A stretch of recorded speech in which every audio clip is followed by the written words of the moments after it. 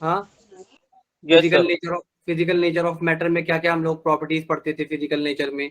हम लोग characteristic of particle क्या क्या थे वो पढ़ लिया था हम लोगों ने। ठीक है, ये सब क्लियर हो गया। क्वेश्चन कल टेस्ट में बन गए थे क्वेश्चन कि नहीं बन पाए थे? एक दो रह गया सर। कौन सा? कुछ याद है नहीं याद? एक सेकंड बता रहे हैं। स्टेट ऑफ मैटर में सॉलिड लिक्विड एंड गैस के बीच में डिफरेंस समझ में आ गया? हाँ भाई, सबको समझ में आ गया नहीं आया? Yes Rehan, sir. Yes sir. Fiza समझ में आ गया था? Yes sir. अर्श समझ में आ गया? अलविया समझ यस में आ सर। गया? ठीक है, चलिए अच्छा, ठीक है ना। थर्ड वाला क्वेश्चन बता दीजिए। अब ऐसे तो नहीं समझ में आएगा मुझे थर्ड वाला कौन सा था, तो आप क्वेश्चन नंबर एक बार बोल देंगे अच्छा रहेगा, क्वेश्चन वो रिपीट कर देंगे तो अच्छा रहेगा। बोलिए क्या क्वेश्चन था, बोलिए। Liquids diffuse slowly as compared to gases because हाँ बताओ option. the molecules are held liquid together diffuses by slowly as compare to gas, ठीक है बात है। हाँ तो क्या क्या थे इसमें, ऑप्शन क्या क्या थे? the molecules are held together by a strong intermolecular force. ठीक है। The molecules of liquid are heavy. ठीक है। Liquid have definite shapes. ठीक है, तो कौन सा आपको The ऑप्शन लग रहा है बताइए? हमने तो सर ए लगाया था, इसका डी है। The क्या molecules है? of liquid the हाँ molecules of liquid undergoes large number of collision with the neighboring molecules. हाँ, तो डी की वजह, हाँ तो क्या हो जाता है आपस में कोलिजन बहुत ज्यादा होने लगता है जिसकी वजह से जो इनका जो, ये पहली बात तो लिक्विड में क्या होता है, पहली बात तो लिक्विड में जो नंबर ऑफ मॉलिक्यूल है बहुत ज्यादा करीब करीब होते हैं, इस वजह से डिफ्यूजन नहीं हो पाता, मतलब डेंसिटी ज्यादा होती है as compare to density of gas.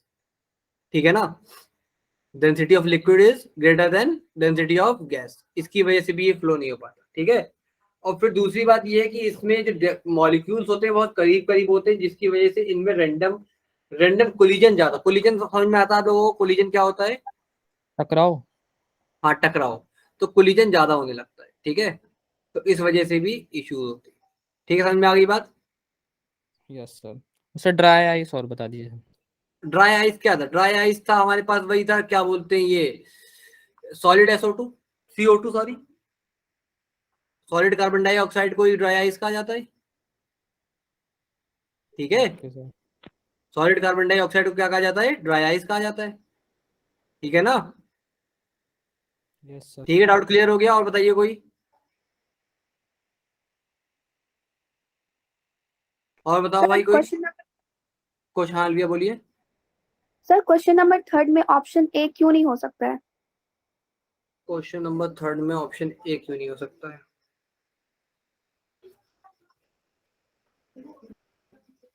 एक मिनट, वही वाला कोलिजन वाला क्वेश्चन है ना ये?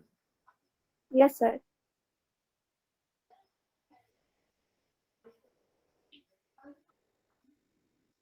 एक मिनट,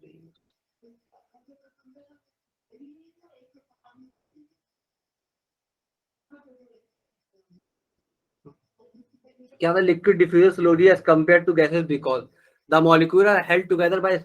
अब देखिए लिक्विड क्या हो रहा है, liquid diffuse slowly as compare to gas because the molecule are held together. हाँ ये option, the molecule of the liquid undergo large number of collision with the, इसका आंसर डी है ना? Yes sir. Yes sir. देखिए, अच्छा screen पे कोई problem नहीं है ना, लिख के आ रहा है ना? Yes sir. हाँ, तो क्या the molecule are held together by strong intermolecular force, ये बात बिल्कुल आप लोगों की सही है कि ए ऑप्शन क्यों नहीं हो सकता। ठीक है, कि ऑप्शन ए भी हो सकता है। ठीक है, the molecule of the liquid are heavy, ठीक है, the liquid are definite shape, ठीक है, ऐसे तो सी भी हो सकता है, सी सॉरी बी भी हो सकता नहीं हो सकता कि लिक्विड का जो मॉलिक्यूल्स हैं वो heavy as compare to liquid of वो मॉलिक्यूल ऑफ गैसेस के। ठीक है, गलत बात है? Yes sir. ए, बी और डी तीनों सही है इसमें लगभग लगभग, लेकिन जो मोर अप्रोप्रिएट आंसर एनसीईआरटी के हिसाब से है वो डी है। ठीक है लिविया, यस सर। नहीं समझ में आया? सर बी ऑप्शन में जो लिक्विड्स के मॉलिक्यूल होते हैं वो हेवी क्यों होते हैं? अब ऐसे क्या बताया था, डेंसिटी ज्यादा होती है। सॉलिड में क्या बताया था हम लोगों ने, सॉलिड लिक्विड और गैस के हिसाब से डेंसिटी सबसे ज्यादा किस में थी? सॉलिड। सॉलिड में। ठीक है, फिर उसके बाद लिक्विड में, फिर उसके बाद गैस में। ठीक है, यस सर। हाँ क्लियर हो गया। और कोई डाउट? No sir. और सब तो आसान था ना? सर वो वाल यस सर। कौन सा? सर क्वेश्चन नहीं सर, वो जो आपने सर साइकिल बताई थी सॉलिड से लिक्विड, लिक्विड से गैस वाली, वो दोबारा बता दीजिएगा। सॉलिड से लिक्विड, लिक्विड से गैस वाली साइकिल दोबारा बता दें। ठीक है, तो चलिए ठीक है, सही बात। Solid, liquid, gas. ठीक है, सॉलिड से हम लोग कहाँ आए, लिक्विड में आए, तो क्या हुआ बताइए? कोई बताओ? फ्यूजन। फ्यूजन। फ्यूजन हो गया। और अगर लिक्विड से सॉलिड में गए तो सॉलिडिफिकेशन। सर मेल्टिंग भी तो बोल सकते हैं। मेल्टिंग, मेल्टिंग वाटर के केस में बोलेंगे भाई फ्यूजन। ठीक है, मेल्टिंग किस कंडीशन में बोलेंगे, वाटर के केस में वाटर बोलेंगे। कंडीशन में। अब ऐसे तो मैं लिक्विड से गैस बना दूं तो बॉइलिंग बोल दोगे तुम तो, है ना भाई? तो लेकिन बॉइलिंग नहीं बोला जाता। ठीक है, और ऐसे, ठीक है। Yes sir. और गैस और अगर सॉलिड से लिक्विड से गैस बनेगी तो वेपराइजेशन। भाई किसका, ये किसका वो ऑन है, वो कर दिया। ठीक है। अगर क्या बोलते हैं, यहां से यहां गए तो सॉलिड, लिक्विड से गैस में गए तो वेपराइजेशन। वेपराइजेशन। ठीक है, और ये गैस से लिक्विड में गए तो कंडेंसेशन। कंडेंसेशन। इसे इवापोरेशन भी कहा जा सकता है। ठीक है, और क्या बोलते हैं, इसे क्या बोलेंगे, कंडेंसेशन। अगर सॉलिड से गैस गए तो सब्लिमेशन। सॉलिड से गैस में गैस में गए सब्लिमेशन। तो सब्लिमेशन को। लेकिन अगर गैस से डायरेक्ट सॉलिड में चले गए तो डिपोजिशन। ठीक है, ये उस दिन ही बताया था, डिपोजिशन बोलते हैं इसे, और इस वाले को क्या कहते हैं, सब्लिमेशन। ठीक बात है ना? कोई प्रॉब्लम किसी को, कोई डाउट? No sir. और कोई बताइए, अभी तक किसी को कोई डाउट हो? अहद कोई डाउट? आसिफ कोई डाउट? अशरफ कोई डाउट? No sir. चले नहीं। इवापोरेशन को, हाँ गुफरान बोलिए। सर वेपोराइजेशन को इवापोरेशन भी बोल सकते हैं। हाँ, वेपराइजेशन को इवापोरेशन बोला जाए। वेपराइजेशन में क्या होता है, what do you mean vaporisation? हाँ, उस दिन कौन नाम ले रहा था, क्या बोलते हैं हिंदी में, वाष्पीकरण। यस। हाँ, तो इवापोरेशन भी वाष्पीकरण होता है और वेपराइजेशन भी वाष्पीकरण होता है। ये तो इंग्लिश में आगे दोनों का टर्म अलग अलग हो गया। ठीक है, चलिए खैर वो सब बातें। चलिए नए टॉपिक पे, इवापोरेशन पे हम लोग। ठीक है, इवापोरेशन पे चल सर लेते, एक देख लेते क्वेश्चन हैं। था। हाँ बताइए, फिदा बोलिए। फिदा है ना? No sir. हाँ बोलिए लिया, बोलिए। सर जिसका डेंसिटी ज्यादा होता है उसके उसका मॉलिक्यूल्स हेवी होता है। जिसका डेंसिटी ज्यादा होता है उसका मॉलिक्यूल्स हैवी होता है। हाँ, नेक्स्ट वाले यस क्वेश्चन सर। में पूछ रही हो आप? No sir. जो अभी आपको, अभी जो हम लोग क्वेश्चन नंबर 3 करा, उसी से रिलेटेड बोल रही हो ना आप? Yes sir. हाँ, जिसका डेंसिटी ज्यादा होगा उसका मॉलिक्यूल हैवी होगा। ठीक है, ओके सर। ठीक है यस सर। कि नहीं? सर ठीक है। चलिए, चलिए इवापोरेशन पे।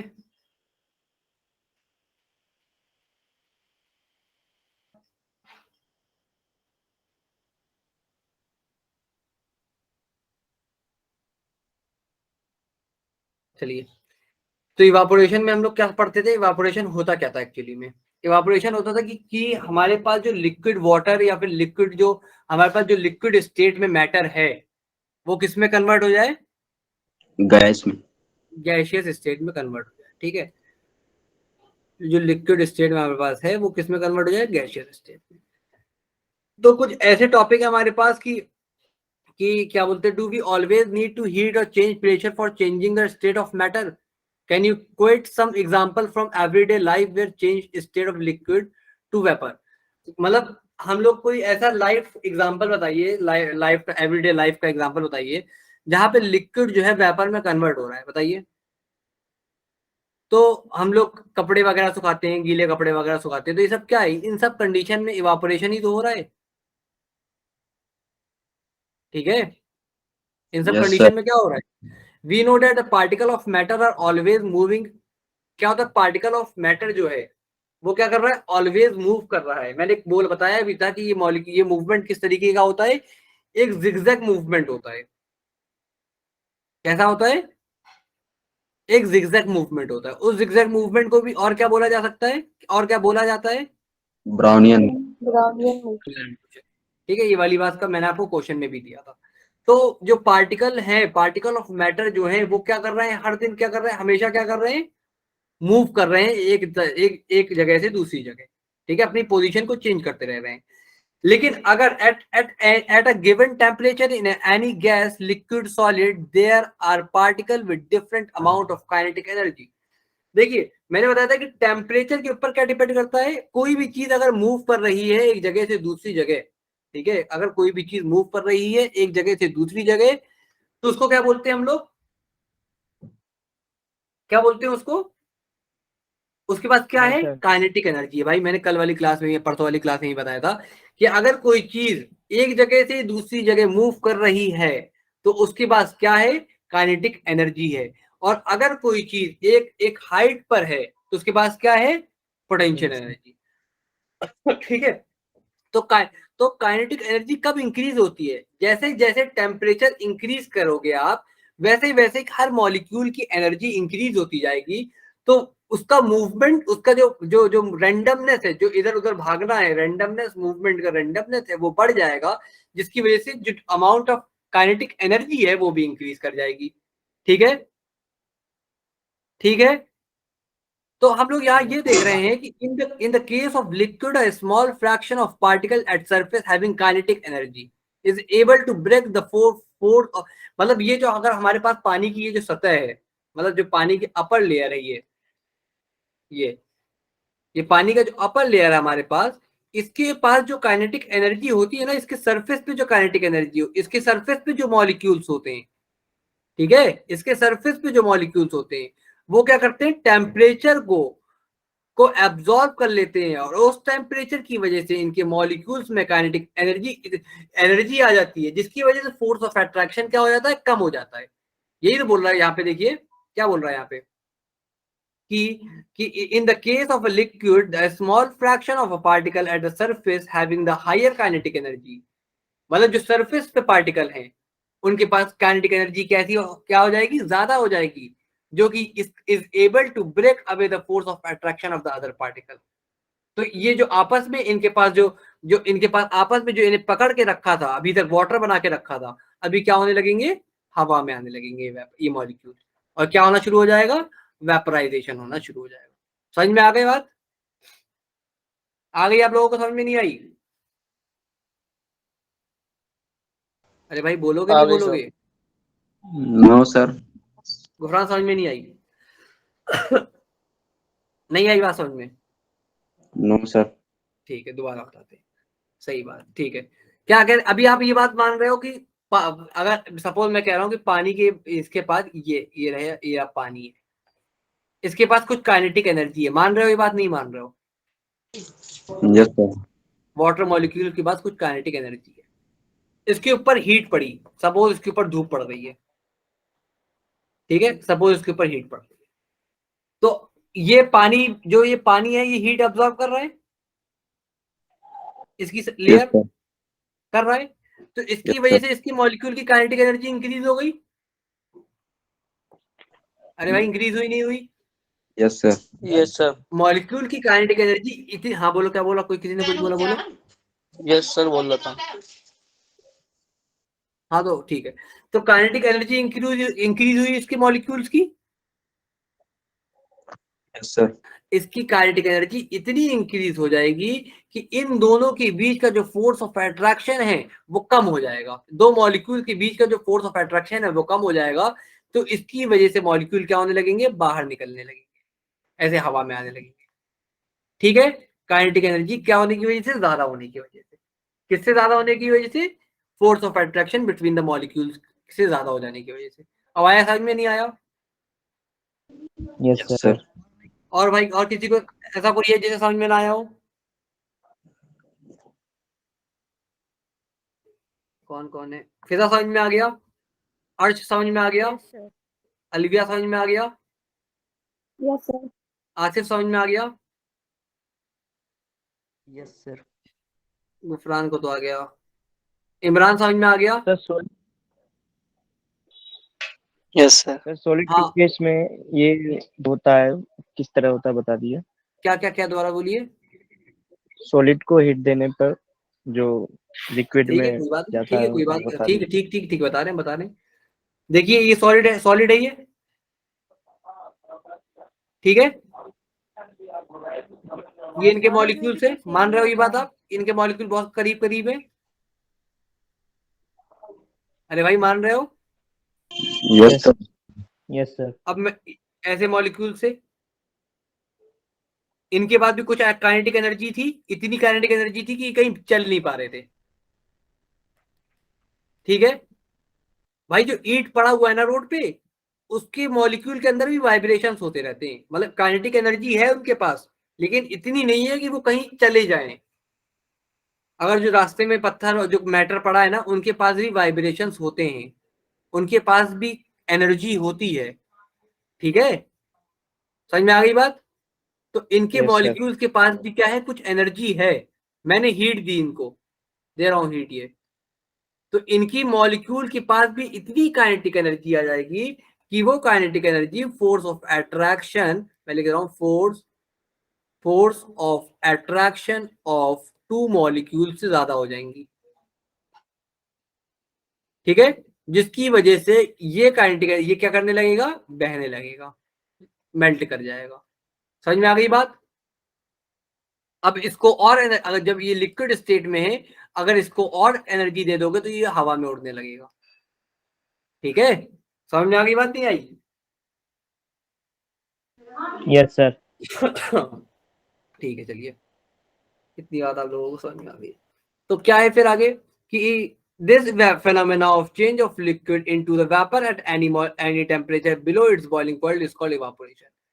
ऐसा ऐसा फेनोमेना जिसमें लिक्विड वेपर में कन्वर्ट हो जाए बिलो इट्स बॉइलिंग पॉइंट, मतलब कहने का कि बॉइलिंग पॉइंट ऑफ वाटर क्या होता है, 100 डिग्री सेल्सियस। 100 डिग्री। ठीक है, बॉइलिंग पॉइंट ऑफ वो क्या होता है, 100 डिग्री सेल्सियस होता है। ठीक है, समझ में आई बात? अरे भाई तुम लोग को नहीं पता बॉइलिंग पॉइंट ऑफ वाटर क्या होता है? Yes sir, yes yes sir, 100 degree होता है। Yes sir. कितना होता है? 100 डिग्री सेल्सियस। 100 हाँ। Degree Celsius. तो 100 डिग्री सेल्सियस से कम ही कम में अगर वाटर क्या होने लग जाए, जो वाटर इवापोरेट होने लगता है उसी को इवापोरेशन कहते हैं, उसी को वेपराइजेशन कहते हैं। ठीक है, what is vaporisation, evaporation? when evaporation when a liquid convert into the vapor below its boiling point is called evaporation। ठीक है, समझ में आ गई बात? Yes sir. हाँ, चलिए फैक्टर अफेक्टिंग इवापोरेशन में क्या क्या है। ठीक है, फैक्टर, देखिए अब हम लोग, मैं सिंपल सा एक एग्जांपल लूंगा और इस एग्जांपल से मैं आपको पूरा हर एक पॉइंट समझाऊंगा। ठीक है, मैं एक सिंपल सा एग्जांपल लूंगा और इसी एग्जांपल से आपको ये चारों पॉइंट समझाऊंगा कि रेट ऑफ इवापोरेशन में, मतलब पानी को भाप बनने में कैसे कैसे वो हो रहा है, चारों पॉइंट ऐसे ही समझाऊंगा। आपने सपोज एक एक एक एक वो ले लिया, क्या बोलते हैं, एक चादर ले लिया और धूप में डाल दिया, ठीक है। अब आप उस चादर को, मतलब वो गीला चादर था, वेट चादर था, अगर आपने उस चादर को ऐसे मतलब कि पूरा चारों तरफ से मतलब 4 हिस्से करके लटकाए, ठीक है, समझ में आ रहा है, 4 हिस्से करके लटकाए, अगर सरफेस मतलब पूरा पूरा जमीन पे सीधा डाल दिया, पहली बात समझ में आ रहा नहीं आ रहा, आप लोग मेरी बात सुन रहे हो नहीं सुन रहे? Yes sir. Yes sir. हाँ, पहले क्या करा, चादर को सीधा सीधा जमीन पे बिछा दिया, तो धूप का जो धूप थी उस चादर पे कंप्लीटली हर एक कोने पे जा रही थी। अब क्या किया, उसे आधा फोल्ड किया और जमीन पे डाल दिया, तो पता पहले वाला जल्दी सूखेगा या दूसरे वाला जल्दी सूखेगा?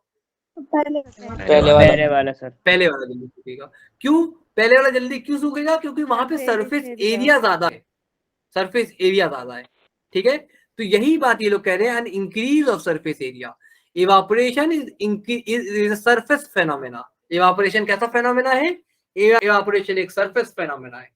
If the surface area is increase, अगर सरफेस एरिया बढ़ा दूंगा मैं, तो रेट ऑफ इवापोरेशन क्या हो जाएगा? इंक्रीज हो जाएगा। समझ में आ गई बात? पहला पॉइंट क्लियर? Yes sir. अब दूसरा point, on increase of temperature. अब सपोज तुम गर्मी में वही चादर जमीन डाल दिए, छत पे आ गए, डाल के आ गए, अब वही चादर तुम ठंडी में डाल के आ गए, एक बार गर्मी में डाल के आ गए, एक बार ठंडी में डाल के आ गए, कब जल्दी सूखेगा? गर्मी में।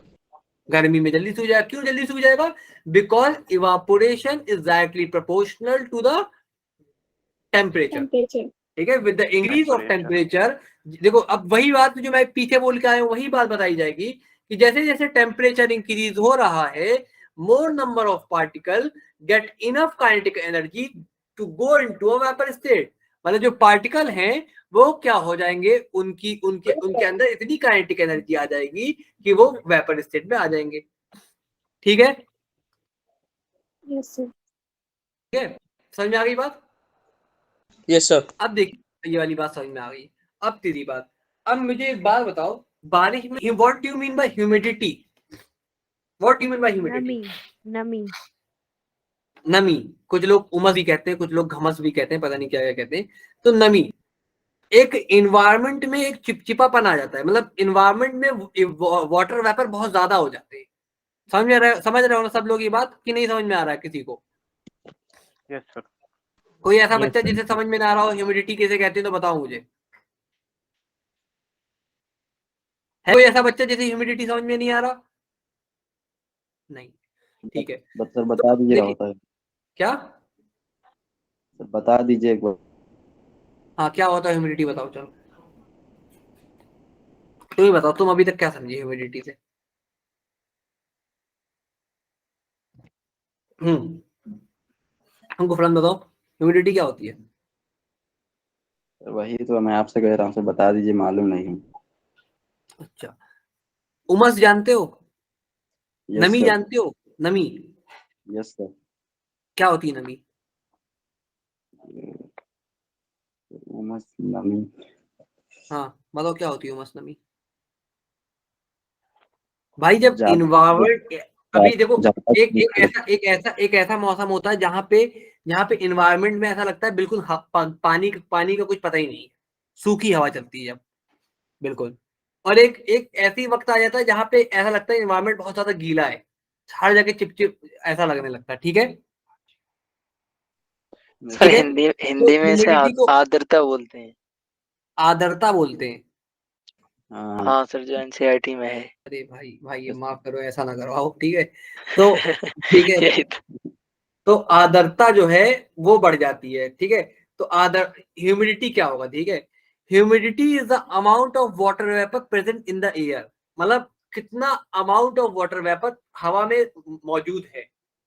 अब मुझे बताओ कि एक ऐसा कमरा जहां पे पानी भरा हुआ है, और एक ऐसा कमरा जहां का एनवायरमेंट सूखा है, ठीक है, तो कपड़ा जल्दी कहाँ सूखेगा, सूखे वाले में या फिर गीले वाले में? सूखे वाले। सूखे वाले में।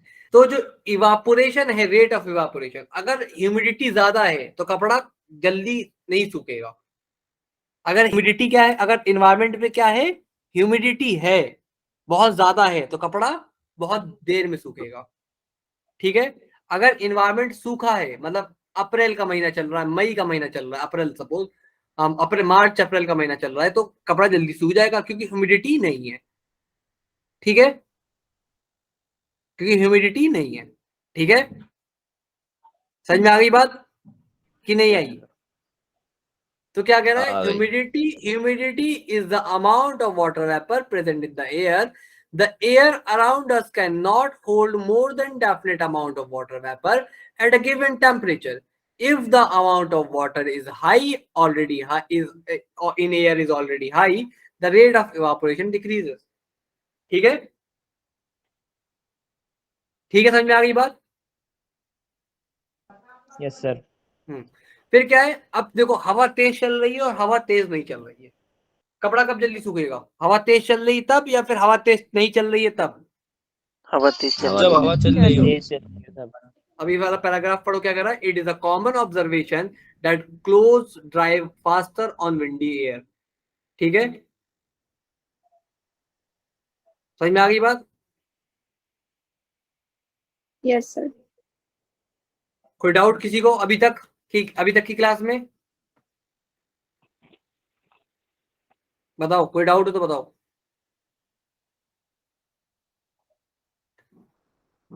बताओ, how does evaporation cause cooling? अभी तक कोई डाउट है? नहीं है ना? चलिए नो सर। नेक्स्ट टॉपिक पे. तो in a open vessels the liquid keep on evaporating. अगर कोई ऐसा जैसे बॉटल खोल के रख दिया आपने, ठीक है. अब अच्छा एक बात और मैं आज बता दे रहा हूँ आप लोगों को, दो कंपाउंड होते हैं, वोलेटाइल सॉल्यूशन और नॉन वोलेटाइल सॉल्यूशन. वोलेटाइल और नॉन वोलेटाइल.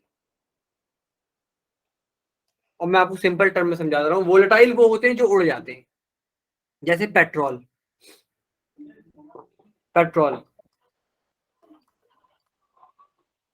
डीजल, केरोसिन, ठीक है. नॉन वोलेटाइल ऑयल हो गया अपना, ठीक है, अपना वाटर हो गया. ये सब मतलब ये सब क्या है? अब भाई कुछ बच्चों को तो पता ही होगा कि कुछ कंपाउंड ऐसे कंपाउंड होते हैं कि हम खोल के रख दे बस तो 1 घंटे में गायब हो जाएगा 1 लीटर पूरा. ठीक है, ठीक है भैया, नहीं ठीक है? Yes sir. Yes sir.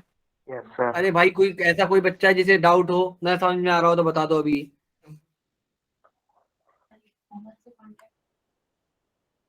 हाँ, कोई बच्चा जिसे ना समझ में आया हो वोलेटाइल कंपाउंड और नॉन वोलेटाइल कंपाउंड्स क्या होते हैं? सर जी समझ में आ गया। ठीक है,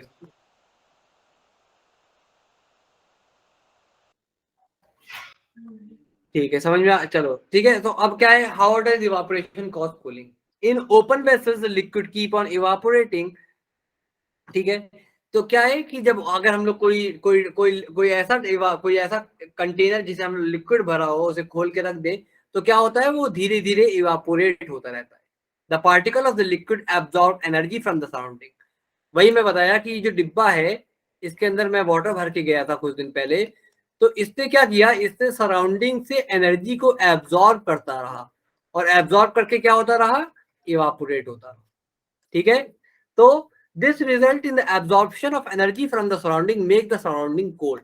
जब ये क्या करता है, ये एनर्जी सराउंडिंग से क्या करता है, energy. What do you mean by energy here? देखो एनर्जी एक तरीके की हीट ही है.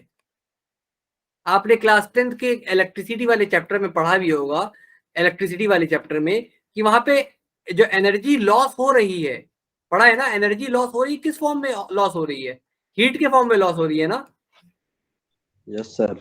वहां पे H is equal to I square R T लगा निकाला होगा, is equal to power into time. याद है किसी बच्चे को? फिजा याद है? अलविया याद है? Yes sir. हाँ, यस सर। तो एनर्जी जो एनवायरनमेंट में जो हमारे सराउंडिंग में एनर्जी है वो एक्चुअली में हीट है. हीट को ही हम एनर्जी बोलते हैं. ठीक है, समझ में आ गई बात? तो जो ये लोग क्या कर रहे हैं, ये लोग जो वाटर भरा हुआ था इसमें से, इन्होंने सराउंडिंग से हीट को एब्जॉर्ब किया. ठीक है, तो सराउंडिंग की हीट को एब्जॉर्ब किया तो सराउंडिंग की हीट तो यहाँ चली गई, तो यहाँ क्या हो गया, ठंडा होने लगा और ये इवापोरेट होने लगा. अब आप लोग देख लो कि हम लोग के पास पहले जमाने में मटका होता था. ठीक है, ये मटका है हमारे पास, ये मटका था, ठीक है। तो मटका यहाँ गीला होता था पूरा, यस सर। तो वो क्यों Yes, होता sir. था? क्योंकि वो हीट क्या कर रहा है, हीट को एब्जॉर्ब कर रहा है, जिसकी वजह से पूरा जो मिट्टी है ये पूरी गीली होने लगती है इतनी, और इसकी वजह से वाटर ठंडा रहता है, ठीक है। इसी वजह से हमारी बॉडी में भी यही होता है। हमारी बॉडी में क्या होता है, हमारी बॉडी में स्वेटनिंग क्यों होती है, पसीना क्यों निकलता है? क्योंकि वो सराउंडिंग से एनर्जी एब्जॉर्ब करता है, जिसकी वजह से वाटर वेपर बाहर निकलते हैं और वो हमारी बॉडी को ठंडक पहुंचाते हैं, कोल्ड करते हैं। गर्मी में यही वजह है, देखिए अभी आगे आगे चल के आएगा। What happens when I pour some acetone nail on the palm? The energy gain, the particle gain energy from a palm and surrounding evaporate causing. हाँ, अब देख लो नेल पॉलिश है, एसीटोन है हमारे पास, एसीटोन डालो हाथ में, अभी भाई वो डाल दो, क्या बोलते क्या कहते थे, हैंड सैनिटाइजर हाथ में डालो तो ठंडा लगता है, Yes, sir. ठंडा लगता है भाई। हैंड सैनिटाइजर क्या करता है, हैंड सैनिटाइजर भाई पेट्रोल हाथ में लगा लो, ठंडा लगता है। मिट्टी का तेल हाथ में लगा लो, केरोसिन ऑयल, ठंडा लगता है, क्योंकि ये एक वोलेटाइल कंपाउंड है जो जल्दी उड़ जाते हैं। तो हमने जैसे ही हाथ में रखा, उन्होंने सराउंडिंग से क्या करा, सराउंडिंग से एनर्जी एब्जॉर्ब करी और इवापोरेट होने लगी, जिसकी वजह से हमें ठंडा महसूस होने लगा, फील कूल, ठीक है। समझ में आई बात, नहीं आई? Yes sir. भाई ऐसा कोई बच्चा जो समझ में ना आई हो? फिजा बात समझ में आ गई, अलविया बात समझ में आ गई, yes sir. Yes sir. Imran बात समझ में आ गई, खालिक, Yes, फैजान, sir. इमरान, मुस्कान, Yes, sir. बात समझ में आ गई, मुस्कान, यस सर। अर्श, बात समझ में आ गई? Yes sir. भाई किसी का नाम ना ले पाता हूँ तो गुस्सा मत हो जाना, जिसका जिसका सामने दिखाई देता है बस उसी का लेता हूँ मैं, ठीक है। पता चला कुछ बच्चे गुस्सा हो गए। हाँ सगीर, बात समझ में आ गई कि नहीं आई, कोई डाउट है? सर मैं पूछ रहा हूँ। अच्छा आप पूछ रहे हैं, आज आप दूसरे ना आईडी से, ठीक ठीक है। हाँ तो क्या है, आफ्टर, हाँ तो पार्टिकल गेन एनर्जी, इतनी बात यहाँ तक समझ में आ गई। After a hot sunny day, people sprinkle water on the roof or open ground because the large latent heat of vaporization of water help to cool the hot surface। मतलब क्या होता है, हम लोग क्या करते हैं, मतलब जो बाहर जो है वो पहले जमाने में ऐसे लकड़ी का वो बनाया जाता था, उसमें पानी छिड़क देते थे, तो जो एयर पास करके आती थी, जो लेटेंट हीट वेपराइजेशन है, वो क्या होता था, एयर को क्या करके भेजता था, कूल डाउन करके भेजता था, ठीक है। अरे भाई ठीक है, नहीं समझ में आ रहा?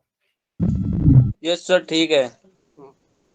ये एक ही बच्चा है जो तेज बोलता है बस, ठीक है। फिर क्या, during the summer days we perspire more because of the mechanism of our body keep us cooling. We know that during evaporation the particle at the surface of a liquid gain energy।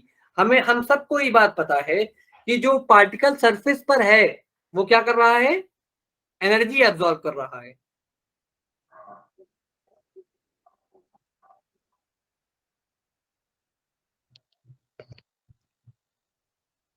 ठीक है। Yes yes sir. Yes sir ठीक है। बात समझ में आ रही नहीं आ रही? सबको पता है ना, जो एनर्जी जो पार्टिकल सरफेस पर है वो क्या कर रहे हैं, एनर्जी एब्जॉर्ब कर रहे हैं। वो एनर्जी कहाँ से आ रही है, सराउंड,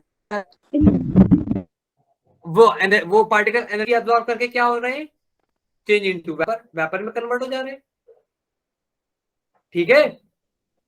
यस सर। तो वो हीट एनर्जी जो हम लोग एब्जॉर्ब कर रहे हैं वो क्या है, the heat energy equal to the latent heat of vaporisation is absorb from the body leaving the body cool. जो हीट एनर्जी उसने एब्जॉर्ब करी, ठीक है, सराउंडिंग से, वो लेटेंट हीट ऑफ वेपराइजेशन के बराबर है। मतलब हमारी बॉडी गर्म थी, ठीक है, हमारी बॉडी गर्म थी, बिल्कुल वार्म थी, ठीक है। इसके ऊपर पार्टिकल थे वाटर के, वाटर के पार्टिकल निकले हुए थे, पसीना आया हुआ था, ठीक है। इन्होंने सराउंडिंग से एनर्जी एब्जॉर्ब करी जो कि लेटेंट हीट ऑफ वेपराइजेशन के बराबर थी और लेकर के इवापोरेट हो गए। तो क्या हुआ, बॉडी कूल डाउन हो गई, वो हीट जो हमारी बॉडी से निकली वो निकल गई with the help of evaporation या फिर with the help of expel out of water, मतलब पानी बाहर निकल जाने की वजह से बॉडी से वो एनर्जी साथ में निकल गई। तो हमें कैसा लगने लगा, ठंडा लगने लगा, ठीक है। Yes sir. नहीं समझ में आया किसी को, किसी को समझ में नहीं आया, दोबारा समझाइए। दोबारा समझा दें। देखिए सपोज ये हमारी बॉडी थी, ठीक है, इसके ऊपर पसीना हुआ, ये पूरा स्वेट है, ठीक है। इसने क्या किया, सराउंडिंग से हीट एब्जॉर्ब किया, ठीक है। जो हीट क्या है, the heat energy equal to the latent heat of vaporisation, ठीक है, from the body leaving the body cool. क्या किया इसने, इन्वायरमेंट से हीट एब्जॉर्ब नहीं करी अभी, ठीक है। इसमें ये था, ये बॉडी थी, पानी निकला था, ठीक है। अरे भाई कोई कुछ तो बोलो, यस सर। ठीक है। ये बॉडी थी, इसने हीट एब्जॉर्ब करी, पानी ने हीट एब्जॉर्ब करी latent heat of vaporisation body से, ठीक है। पानी निकलता जा रहा है, जितनी ज्यादा बॉडी गर्म होगी उतना ज्यादा पसीना होगा। क्यों होगा वो पसीना, यस सर। क्योंकि वो पसीना क्या करता रहेगा, हीट एब्जॉर्ब करता रहेगा अंदर के बॉडी के अंदर की, ठीक है। Yes sir. मैं अगली बात अभी भी नहीं आई, हाँ आ गई बात समझ में, यस सर। Yes sir. नहीं आई, बहुत मुझे ऐसा लग रहा है आवाज में ताकत ही नहीं है किसी की, ऐसा लग रहा है। आ गई नहीं आई, यस सर। अब अलविया बोलिए क्या बोल रही थी आप। सर समझ में आ गया। आ गया, ठीक है, अच्छा चलो। तो इसी वजह से हम लोग कहते हैं कि गर्मी में क्या पहनना चाहिए, कॉटन पहनना चाहिए, क्योंकि कॉटन क्या होता है, एक अच्छा एब्जॉर्बर होता है और पानी को एब्जॉर्ब करता रहेगा वो ये बॉडी पर से पानी एब्जॉर्ब होता रहेगा, तो वो और पानी निकलता रहेगा तो हीट निकलती रहेगी, ठीक है। और help in absorbing sweat and exposing it to the atmosphere for easy evaporation, ठीक है। समझ में आ गई बात। फिर इसके बाद चलते हैं, why do we see water droplet on the outer surface of glass containing ice cold water. मैंने ये लिया, इसके अंदर बर्फ भर दिया, लो बर्फ भर दिया, ठीक है। तो यहाँ यार देखोगे आप वाटर ड्रॉपलेट पड़ जाते हैं, भाई किसी मेहमान को ले जाके दो पानी ठंडा, फिर देखो क्या होता है, साइड साइड पानी भर जाता है, ठीक है। तो ऐसा क्यों हुआ, ठीक है, तो ऐसा क्यों हुआ, अब हाँ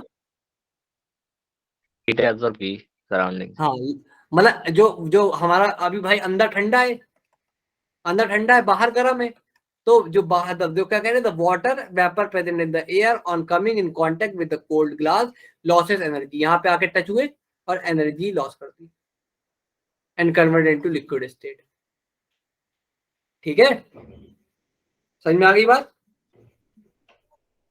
यस सर। कोई डाउट अभी तक इस चैप्टर में, बताओ बताओ, कोई डाउट।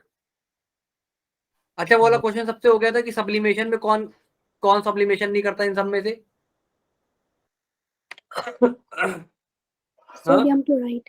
हाँ सोडियम क्लोराइड, ठीक है। बताइए और कोई doubt. Yes sir.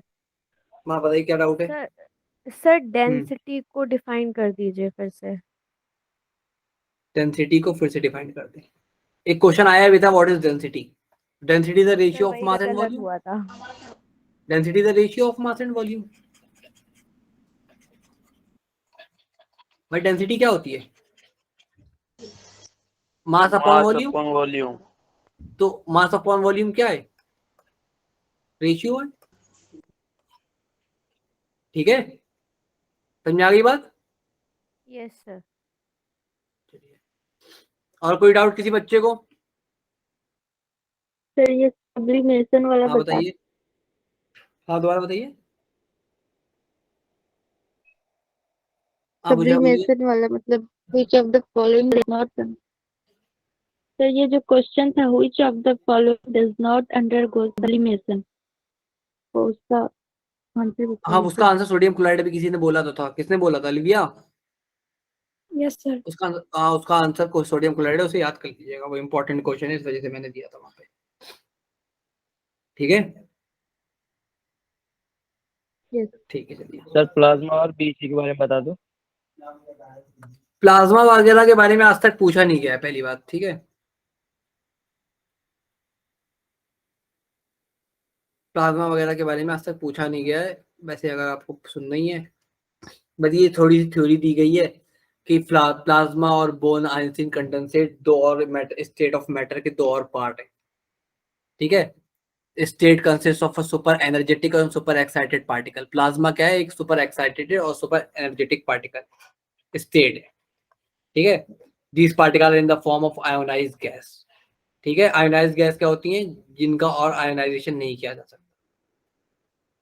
The fluorescent tube and neon पता है आपको, इसका जिक्र Yes, करेंगे sir. लेकिन I will- Inert gas. इसका जिक्र करेंगे हम लोग लेकिन थर्ड चैप्टर के बाद में, ठीक है ना। प्लाज्मा और बॉन्स आयंसिन कंडेंसेट का जिक्र करेंगे लेकिन थर्ड चैप्टर के बाद में इसे पढ़ाएंगे, ठीक है, क्योंकि वहां तक हम लोगों का ये हो जाएगा, पीरियोडिक टेबल वगैरह के बारे में काफी बात हो जाएगी सब, तो ठीक है। छूटेगा Yes, नहीं, sir. कुछ परेशान मत होइए, सब सिलेबस कंप्लीट हो जाएगा उसको, ठीक है। ठीक है, बस एंड कर रहे हैं आज की क्लास का, फिर नेक्स्ट क्लास से नया टॉपिक शुरू करेंगे, नया चैप्टर, नया सर वो चैप्टर। बता सर सेल्सियस और केल्विन में वो बता दीजिए, बोले थे आप। सर वो बता दो फ़ारेनहाइट में डिग्री सेंटीग्रेड को कैसे कन्वर्ट करें। Yes sir. हाँ, ठीक।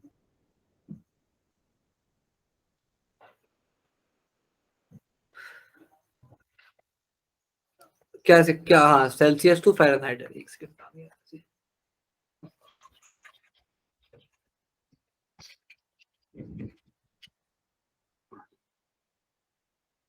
क्या था, फ़ारेनहाइट इज इक्वल टू क्या होता था, डिग्री सेल्सियस इंटू 9/5 प्लस 32, ठीक है, लिख लो इसे। और एक फॉर्मूला ये था कि अगर आपको क्या निकालना है, डिग्री सेल्सियस निकालना है, तो फ़ारेनहाइट -32, यही उल्टा हो जाएगा यहाँ पे, ये प्लस में इधर माइनस में, ये और क्या हो जाएगा 5/9, ठीक है, समझ में आ गई बात। Yes sir. Yes, sir. एक और बताना था, केल्विन टू सेल्सियस है ना, केल्विन टू सेल्सियस में क्या होता है, हाँ बताइए, कौन कौन क्या बोलना चाह रहा, बताइए। Degree Celsius is equal to kelvin -273.15, ठीक है, समझ में आ गई बात। Yes sir. यस चलिए, सर।